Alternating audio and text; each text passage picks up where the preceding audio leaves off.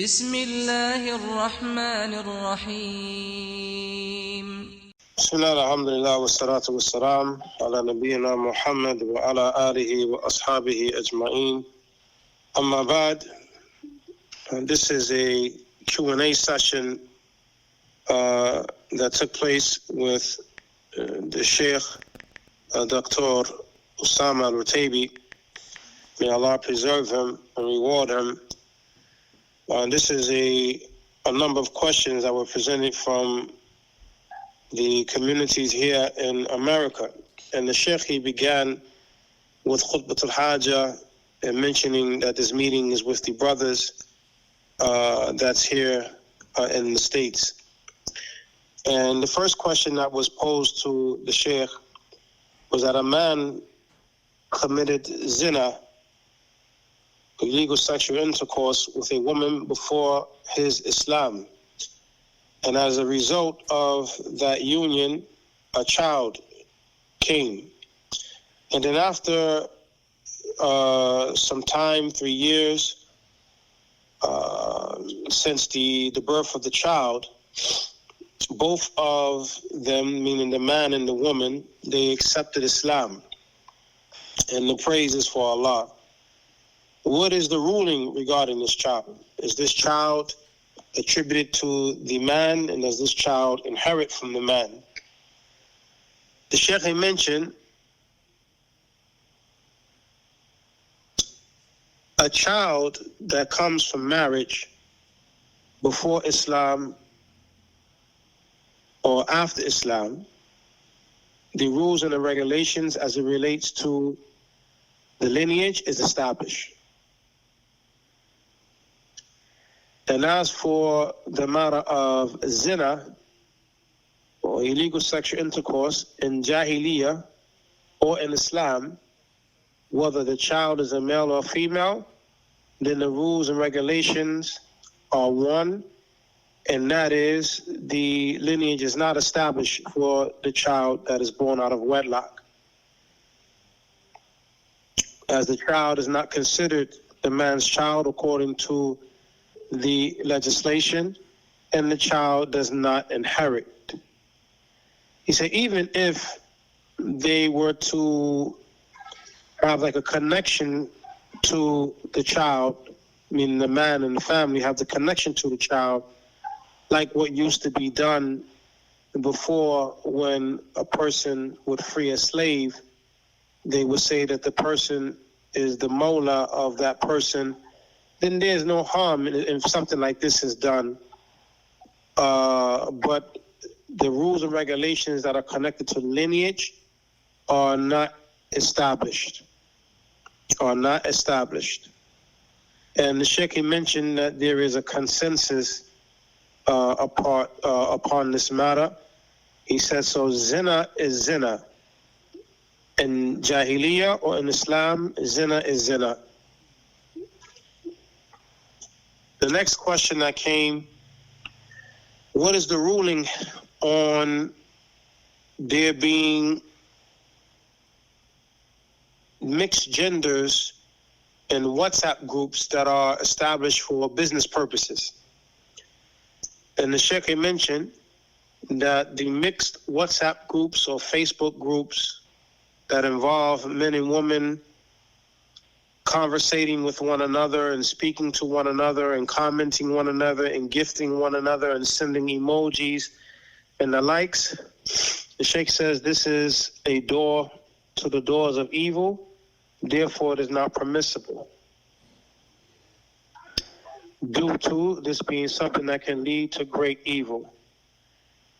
He said, but as for a group that has men and women in the group, but there is no interacting between the men and the woman, and no sending of emojis and things that can, stir up a person's feelings and the likes, then he said it's hard to say that this is haram.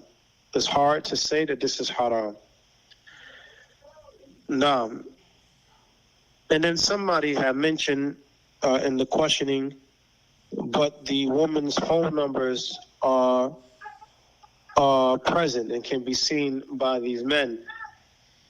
And, this could be worse than women and men being together physically, like in a place.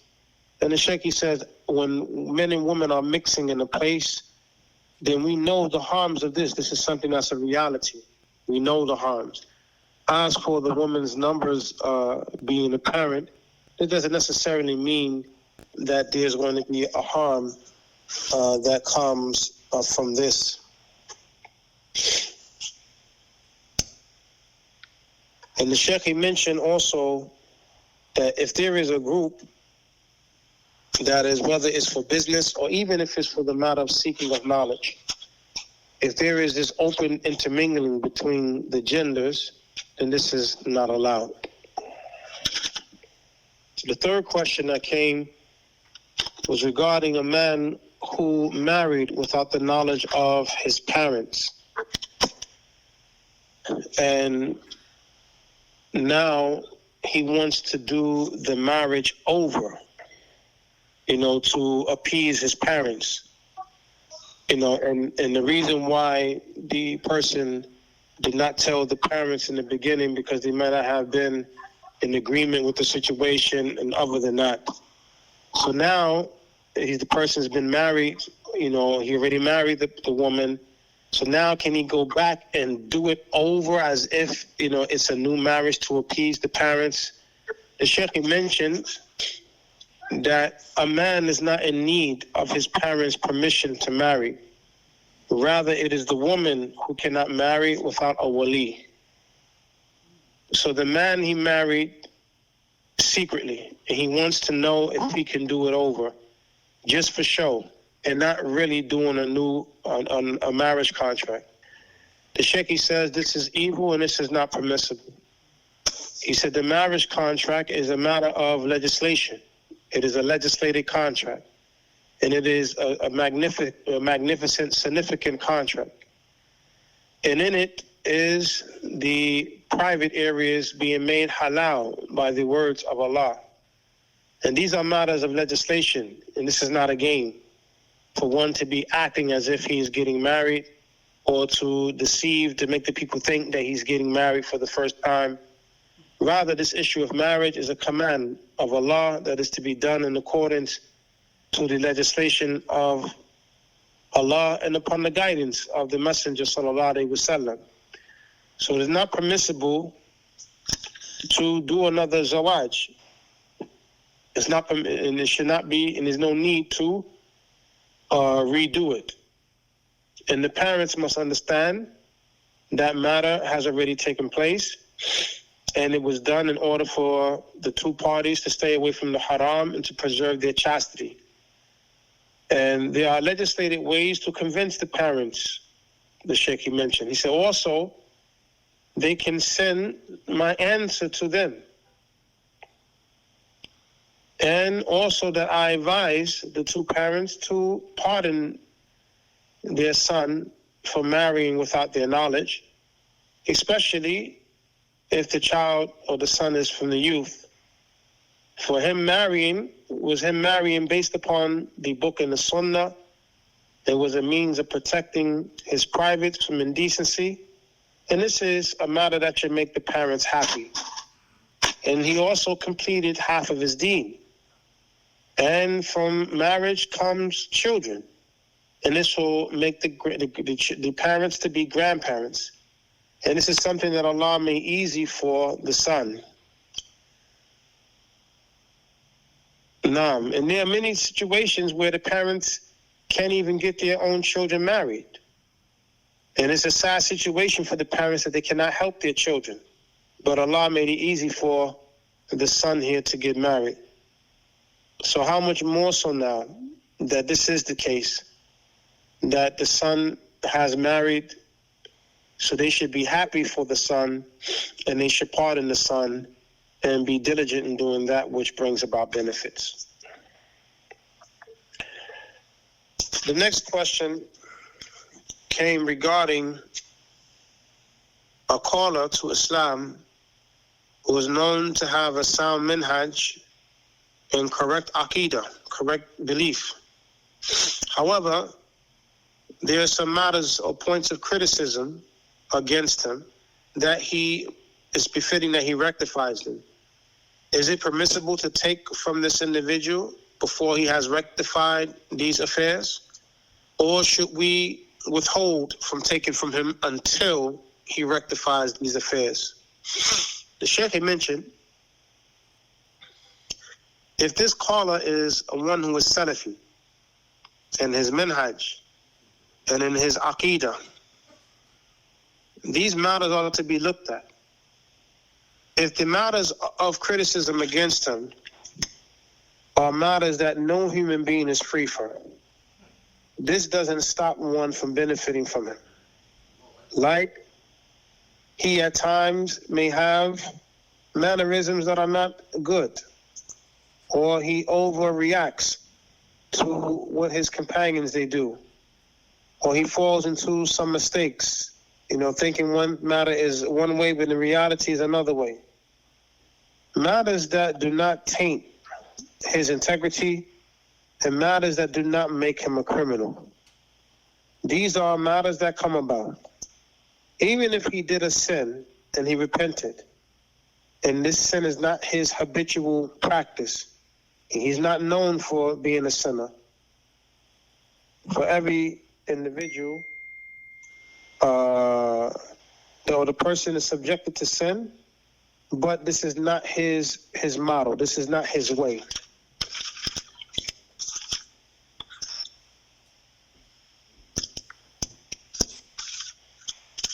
One moment, please.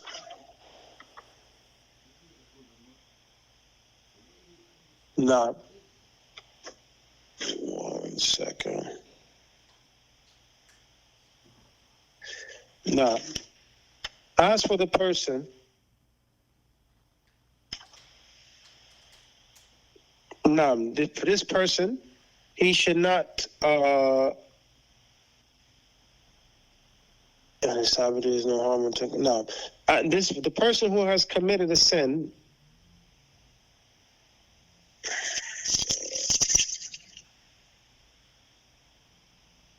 okay, Jazakallah, 1 moment, please. So the person is subjected to a sin. It must not be like his MO. It must not be his model. It must not be his habit to where he is a fasiq, or he's not one who he's not one whose manhood is no longer intact due to him doing that which shows he is foolish and he's not from the people of knowledge or virtue. The likes of this person, if he is grounded upon the Kitab and the Sunnah, preserves the Salah and the outward aspects and practices of Islam, and he is one who normally stays away from the Haram, but he has something of, bad manners or something that's not, praiseworthy in his dealings that some people criticize him for, there's no one in society that's free from this. Everyone has this type of affair with them. Even some of the righteous people have fallen into some things. The likes of this person is tolerated, and one continues to benefit from him. However, if these sins are apparent, especially,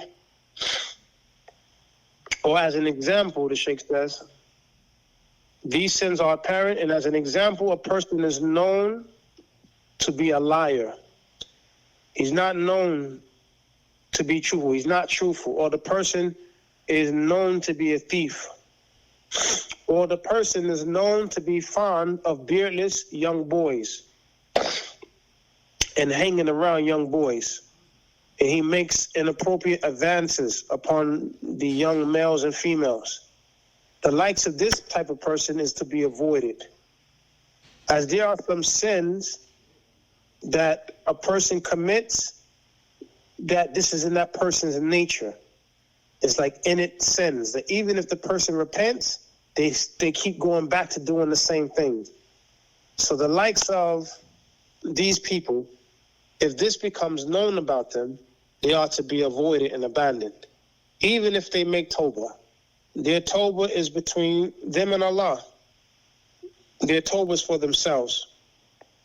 But a person who is known to be inclined towards beardless boys and inclined towards homosexuality, Even if he claims that he repented, he is to be abandoned, because it is difficult for the likes of this individual to repent and be upright afterwards. The Shaykh says, and I'm not saying that his tawbah is not accepted. If he makes tawbah, with correct tawbah, is accepted. However, his situation is dangerous and he's not to be trusted. Likewise, one who is a habitual liar, who lies just to lie for no reason, he's an innate liar. The likes of this person is to be abandoned. Then you have a third category of people, the person who has some sins, but it's rare. But the sins are sins which will make a person a fasiq. Like it becomes apparent that a person consumed intoxicants. However, he's not one who's an addict. He's not one who constantly uses drugs. But the person fell into using intoxicants. Let's say like a person, he was sick and he took some pills during that time. And those pills had a negative effect upon his mind. Or someone, spiked his drink or gave him some drugs and he didn't know. And then afterwards, he became better. He never went back to that. He's established upon uprightness for a time. Or a person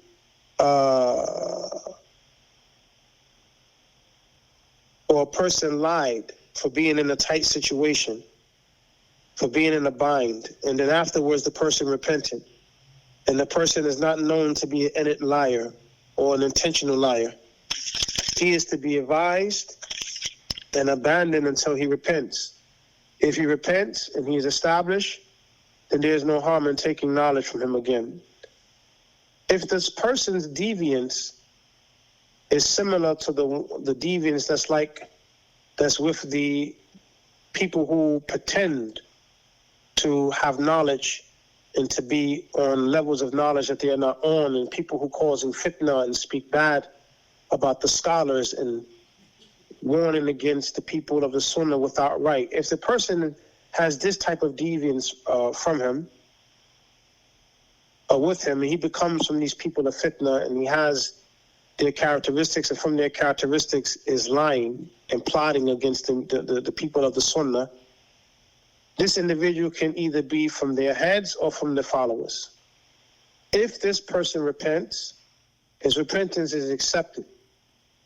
And he is to be advised in order that he does not return back to that type of behavior. As for if the person is from the heads or the leaders from amongst them, then at least this individual is to be observed for a year. We don't take from him right away, but we watch him for a year to see if he is truthful in his repentance. And if he repents and he doesn't go back to those evil characteristics, then he is welcome, then we take from him.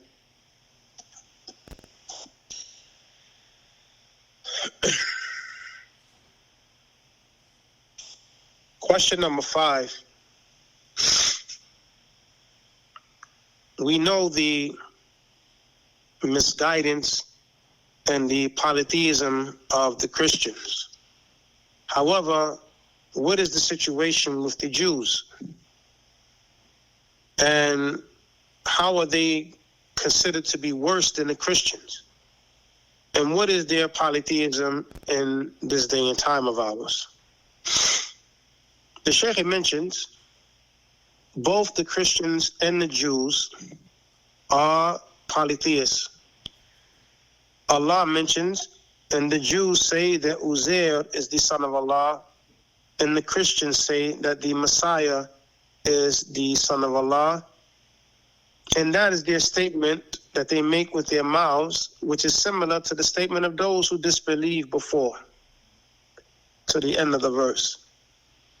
Also, the Messenger sallallahu alaihi wasallam, he said, the curse of Allah is upon the Jews and the Christians, where they took the graves of their prophets as places of worship.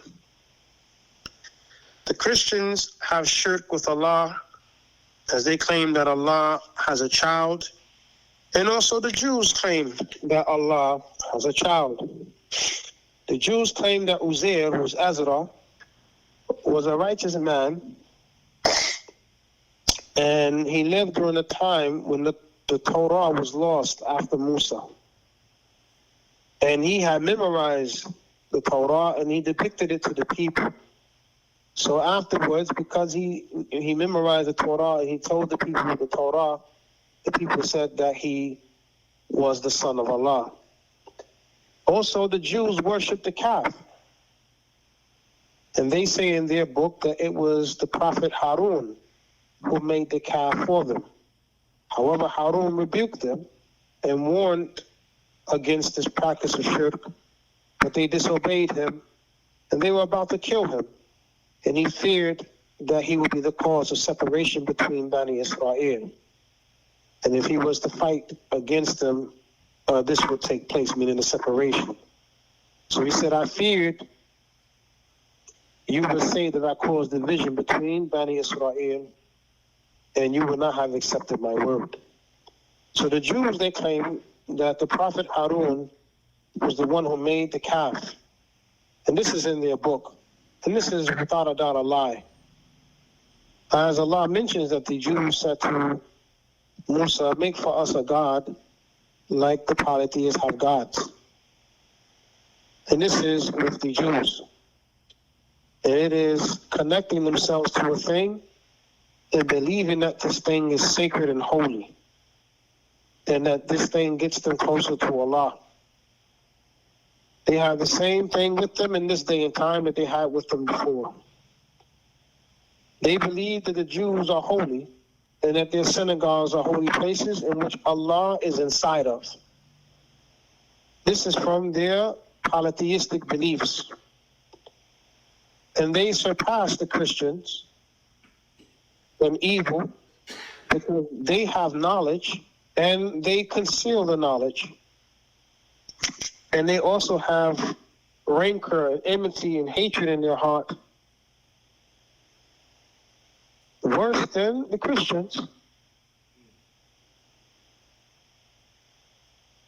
Worse than the Christians. So they have with them shirk. They have with them rancor and enmity. They have with them acts of misguidance that are worse than what the Christians do.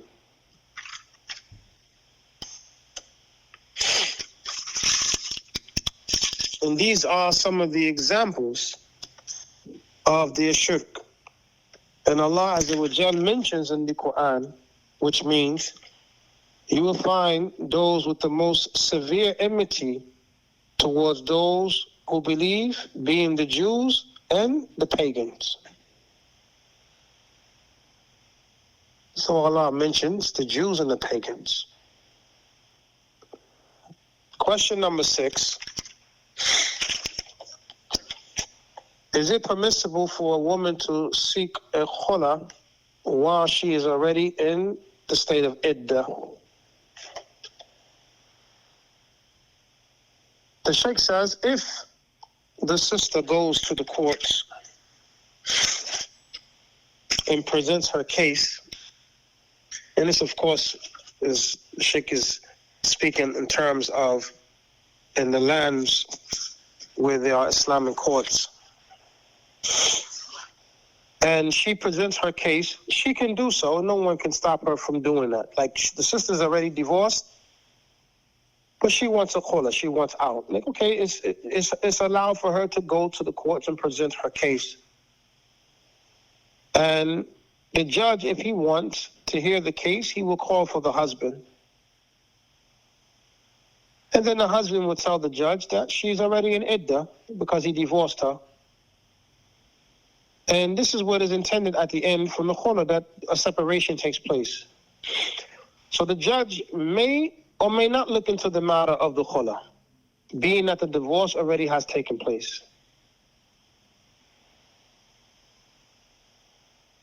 And the judge may say, okay, the divorce has taken place, that's what it is, and it's upon the woman to wait out her iddah. Now, if it's the first or the second divorce, the judge may tell the woman, remove your request of a khula. and go and try to work things out with your husband.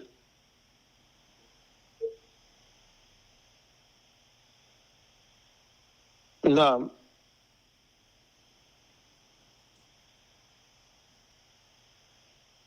Naam. And then it may be the situation that the judge, he hears the Holla situation, he investigates. And the Shaykh, he mentioned a beautiful point, that a Holla case with a judge is not something that's just handled in one moment. The judge calls the husband, seeks to bring about rectification.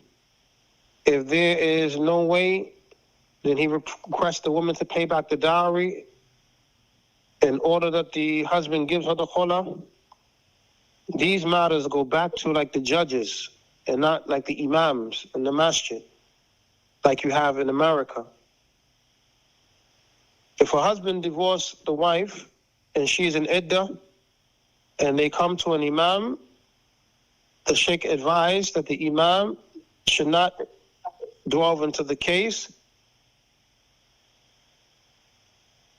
and that let the situation play out. He said, likewise, and this was the second part of the question, is it allowed for the man not to give the woman her nights while she's in Edda?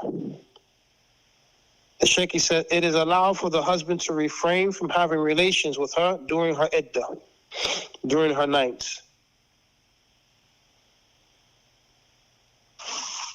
Now, it is allowed for the husband to refrain from having relations with her during her Edda, during her nights.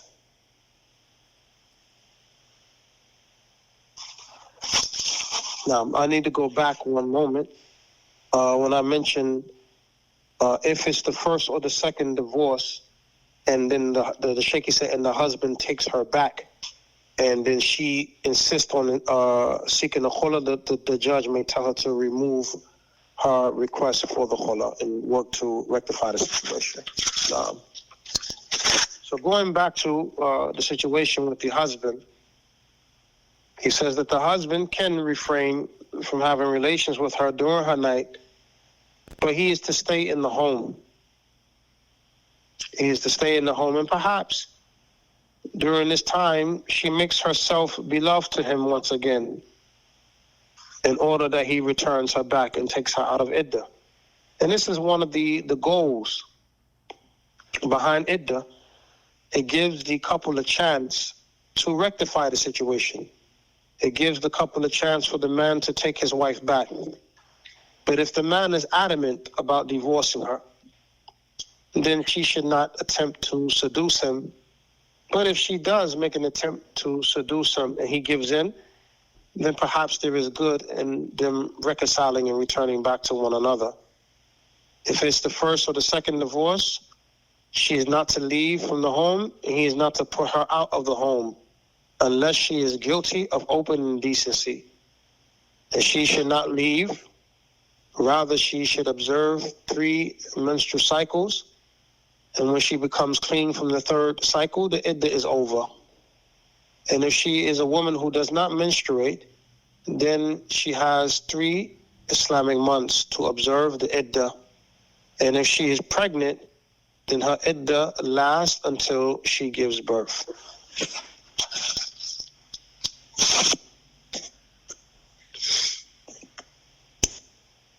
The next question, number 7,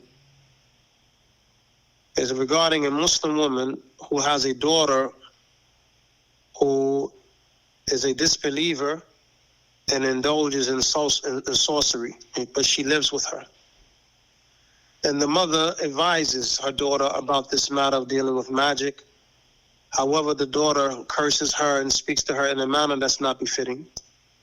Is it allowed for the mother to cut off the ties of kinship with her daughter, who is a disbeliever and who deals in sorcery and magic? How does she interact with her daughter? The Shaykh mentions, it's apparent from the question that this daughter is a grown woman. The because normally it's a woman an adult, who practices magic and deals with this type of stuff, and it is the one who is in puberty who is described with the description of kufr and the likes. Shaykh mentioned that she's a danger to her mother because she can harm her mother or afflict her mother with the magic. So she has the right to remove her daughter from the home, and she has the right to free herself from her daughter. If she can advise her and try to get her daughter to come to the truth and accept Islam, then this is good. And she should not cut off giving advice from time to time by way of text or messages, but she must be careful. She must be very cautious in dealing with her. She must stay on top of her adhkar, the words of remembrance of Allah, which are a means of protection for herself. So she has to be careful when dealing with her daughter, but she should not cut off making dua for her daughter. Question number 8. It has been said that it's permissible for a Muslim to hold on or to keep the haram wealth that he had with him before Islam after he has entered into Islam. Is this correct? And also, is it allowed for the Muslim who earned haram wealth while in Islam to keep this haram money after he makes tawbah?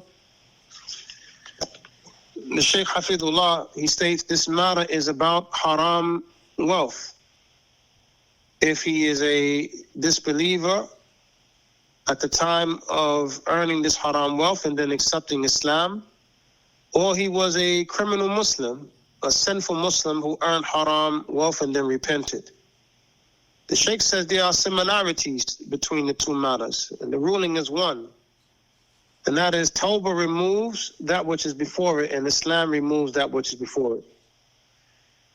However, the scholars, they do differ as it relates to the details of this matter.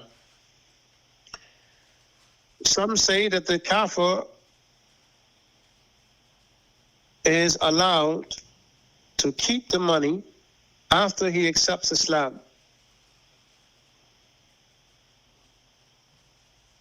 And likewise, a Muslim who was a sinful Muslim and earned haram money and then made tawbah, that he has more rights than the kafir to keep the money. And this is a well-known position on Shaykh al-Islam Ibn Taymiyyah rahimahullah ta'ala. And this is well known in his books. However, there are details, and this is the second statement coming from the ulama. If the money was stolen or taken by force, whether it was done by a kafir or by a person who was a kafir and he was before his Islam, and he stole some money for some people or took the money by force, or it was done by a sinful Muslim, the Shaykh says that which is correct, and this is the most correct position in regarding to stolen money and money that was taken by force, that this money has to be returned back. Even if when even if the person, when he was a kafir, he took the money from other kafirs. That is because we are not living, or you are not living in a land of war. You are living in a land of safety and security where there are covenants between the people that you're not supposed to violate the people's wealth. So as an example, if a person took $1,000, he accepted Islam, he has to return that $1,000 back to the person he took it from and stole it from, or strong-armed it from. And likewise, definitely in the case of a Muslim, if he makes tawbah, he has to return that money back. Then we come to the matter of the haram transactions, like transactions of gambling or transactions that entail riba or money that a person made from like tarot card reading, or a person was a palm reader, or source, or kahin, soothsayer, or the person earned some money from music, or the person earned some money from doing some type of indecency and the likes. In this case, there is no one to return the money to. For the people who were involved were pleased with the situation, and they gave the money up willingly. Except as in the case of riba, as some of the ulama say, that in riba, you give back the extra that was taken back to the person. And some scholars, they say also with gambling also, you can give the money back. But other than that, the person is allowed to keep the money. The person stays with the money. So whether it is the kafir who accepts Islam and the Muslim who makes tawbah, they have to understand that the origin of this money is that it's no good. And that on the day of judgment, there will be question about this money. For some ulama, they say it's better to give it away in sadaqah. And this is better for him to do. Use the money and give that money away in sadaqah. And it is allowed for him to benefit from the money if the person is in need. But the Shaykh, he says, it's better for the Muslim to give the money away and sadaqah, especially if the money is hold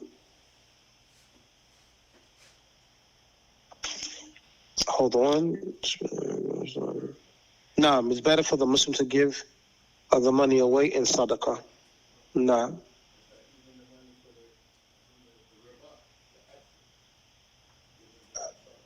Number 9, the question is, a man divorces his wife 2 times, and then the Edda period expires, and they separate. And then after some time, after some years, he marries her again. Do they have a new set of 3 divorces, or is 1 divorce remaining upon them?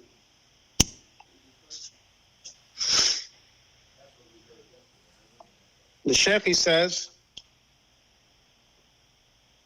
when a man marries a woman, there are 3 divorces between them. If 1 divorce happens, and then after some time, they marry again. The person divorces his wife, and she goes through the entire Edda period. They separate, they're divorced, and then he marries her again some time later. The Shaykh, he says that first divorce still counts. Even if, could the brothers please keep it down in the back, barakallah feek. The first one count. The Shaykh says the first one counts, even if she married someone in between that time. He says there are 2, and he marries her after there's 2 divorces remaining. And the Shaykh explained because her marrying someone did not have an effect upon him marrying her back. This is not like the situation when a man divorces a woman 3 times, and then he cannot remarry her unless she marries someone else with a real marriage, and then they're divorced, and then she wants to go back to the first husband. Okay, in that case, that's different. But in the case when her marrying someone doesn't have an effect, meaning the man, whether she marries someone or not, he can remarry her, then it's still considered there's 3 divorces between them. The Shaykh said this is in his opinion, this is the strongest opinion amongst the scholars. And this is the opinion of the elder companions and the majority of the scholars. The Shaykh, he says, so he returns her back. So the first divorce counts. Different from the case when there's 3 divorces, and she marries a new man with a real marriage, and they consummated the marriage. It doesn't work out, and they're divorced, and then she goes back to the first husband. Now it starts over. as a 3. Now it starts over. And this is allowed for him to remarry her after that situation. She was after 3 divorces, and she married someone else, and it didn't work out, and that marriage was consummated. It's allowed for the man to go back to her again, and this is according to the consensus of the scholars. But in this case of the question, if a man divorces his wife twice, and then in the second divorce, she goes through the complete Edda, and they are divorced, they're separated, and then after some years, he marries her again. Shaykh says there's only one divorce that remains, and Allah knows best. Question number 10.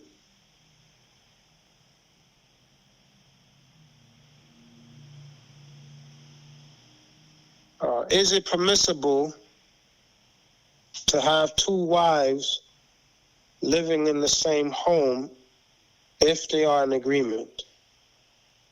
The Shaykh says, if they are in agreement, then this is something good.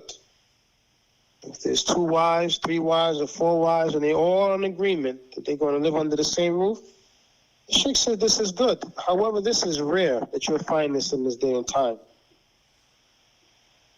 So yes, it is allowed, but with one condition, that during the times of relations and intercourse, there must be privacy.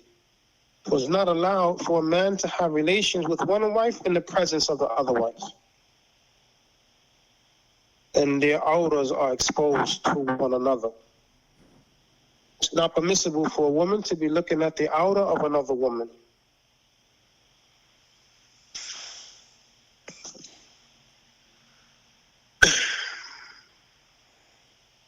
Question number 11. In this time, we find that there are some students of knowledge and some callers to Allah who are given the title Shaykh so-and-so. And this is mentioned on their social media accounts, and when their classes are being spread and in their lectures, their names are mentioned as Shaykh so-and-so, and upon their videos on YouTube, while at the same time these individuals are youth. And there are many from amongst the common folk who hold these individuals or believe these individuals to be from the Mashaykh and from the scholars, and they even interact with them as if they are Mashaykh and scholars. What is the ruling of this term Shaykh being applied to other than the scholars and the Mashaykh? And who has the right to be called Shaykh, especially in this time of fitna? The Shaykh says, as for the technical terminology for the word Shaykh, then normally it is referring to someone who has knowledge, someone who studied, and now he's teaching. He became a teacher, and he has students. He is their Shaykh. And this is whether or not the person is righteous or evil. Just one moment. No, hold on. That's first, let's deal with the technical term. It's for one who has knowledge, one who has studied, and now the person he teaches. That's the technical term, normally when this word Shaykh is used.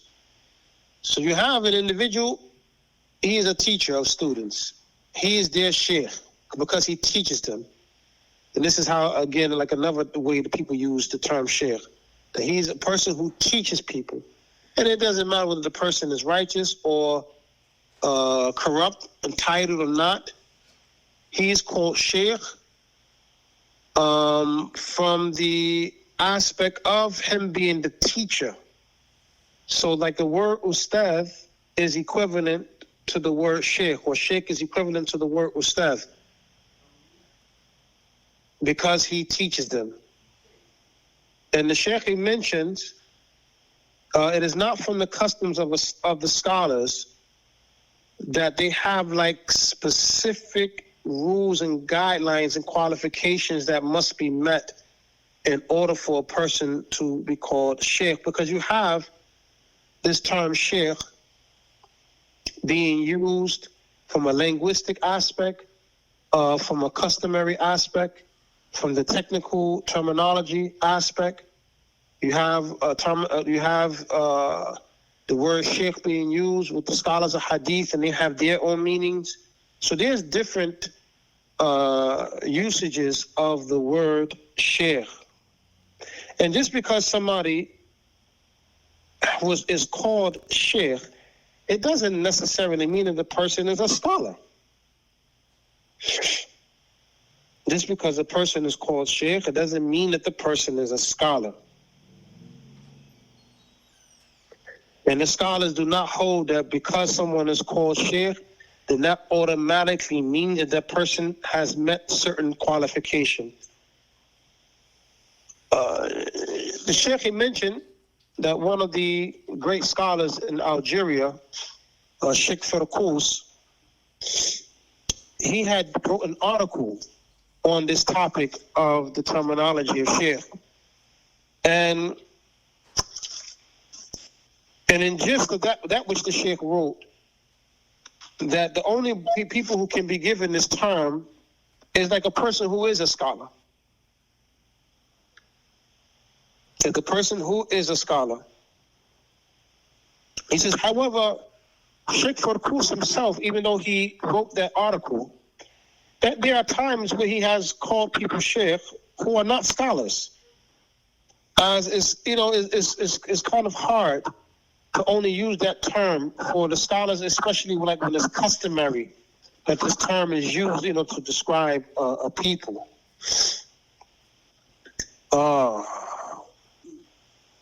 And he mentioned that sometimes Sheikh Firkus himself has labeled or called students of knowledge Shaykh. And he said that there were some individuals there in Algeria with him. They were known as Mashaykh. And then you had about 3 or 4 of them that wasn't even qualified to be called that, and they were like small students of knowledge and the likes. So the Shaykh, he mentioned the point just to show that even though Sheikh Firkus, he wrote in his article regarding this term Shaykh being like for people who are scholars, but he himself in times when dealing with people and talking to people and addressing people, he has called individual Shaykh who are not scholars, showing that this is something that they use in their customary speech when speaking to people. And it doesn't necessarily mean that the person who's being called Shaykh is a scholar. The Shaykh mentions that the common folk, unfortunately, they are deceived by anyone who puts himself forward. He says, look at this man, Amr Khalid. This man shaves his beard. This man is wearing like a suit and tie. And this individual has spoken with words of ignorance and corruption. And then the people, they hold him to be like this big individual. So he says, like the common folk, and most of them, they're not Salafy. They are deceived by anybody who comes forward and starts teaching, or anybody who gets them to cry or is crying when addressing the people and have these speeches, fiery like speeches and the likes. Even if the person is the most ignorant of the people, you'll find the common folk still gravitating to this individual and looking at the person as if he's some type of shaykh. And this is for these common folk, except for those whom Allah have guided. Then you have the terminology Shaykh used by the scholars of Hadith. And the word Shaykh is used for one who narrates Hadith, whether he has a lot of Hadith that he narrated or a few number of Hadith he narrated, whether he's a liar, whether he's truthful and reliable. And this is one of the terminology. They say he's the Shaykh, meaning because he narrates Hadith. And he has students who take these narrations from him. Then you have another terminology for Shaykh that's meant, and this was used by Abu Hatim al-Razi, is a person whose condition is It's not unknown, but he really doesn't have like a praise. His condition is concealed or near to it. Not unknown, but not so much praised. And he's close to being like one who is considered truthful. So Abu Hatim al-Razi, he would say he's a Shaykh. Someone was a Shaykh. Nah. So there's not really like no criticism against him, nor any actual praise, but only the word Shaykh is used for him. So Imam al-Dhahabi in Al-Mizan, he didn't consider it to be an actual criticism. But if another scholar of criticism like Yahya ibn Ma'in was to criticize someone who has that title Shaykh, then this would be accepted over the title Shaykh. Also, in the terminology of the people of Hadith, Shaykh is used for a scholar of Hadith, but he has an odd opinion that goes against other scholars of Hadith. They say that he's a Shaykh, he's reliable, but, meaning he's a teacher, but he has like something that's odd in the narrations. And you'll find this in the books of Hadith. Also, from the linguistic aspect, today, or the usage of the people in today's time, today, Shaykh is used for an older man. For an older man. So a person that's 60 years old and older, they say Shaykh. Or a person is like 80 years old, 90 years old, or 100 years old, they say Shaykh Kabir, like an older Shaykh. And this is like in Saudi. And also like in the Khalij, in the Gulf states, when they say Shaykh, this terminology is referring to someone who has status, someone who is like maybe a ruler in the land or one of the governors or the likes in the land.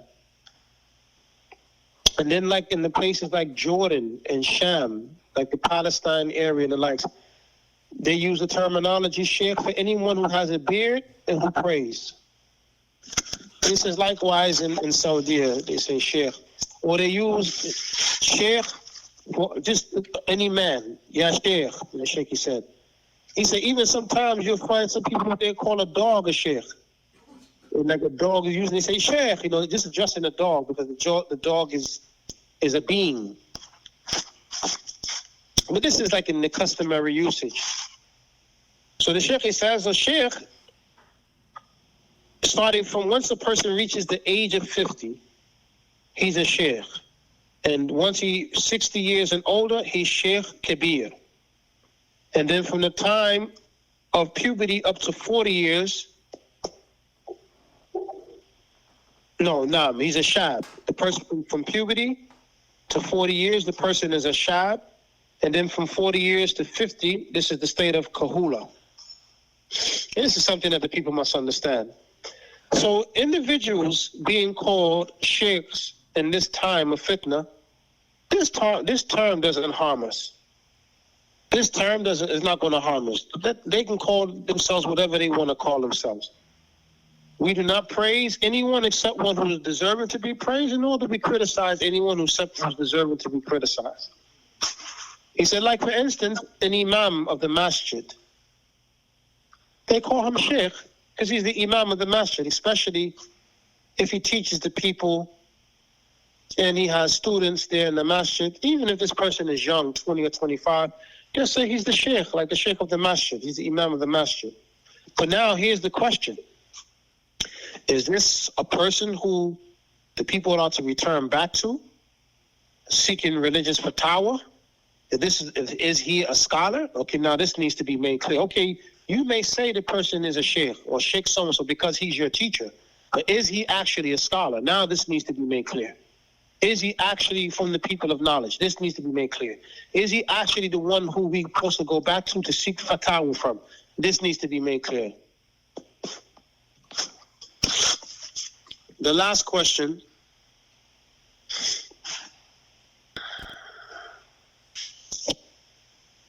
In America, there are laws that when a person of a relative dies, that the a person dies, that the money goes to like the closest relative.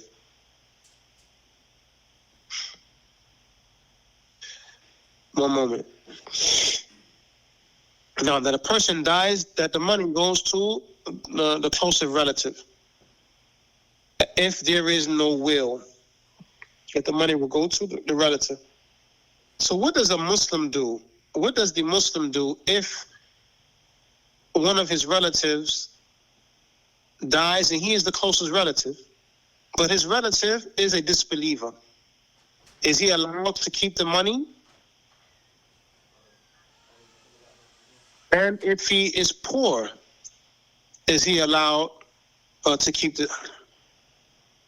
Now, is he allowed to keep this money if he is poor?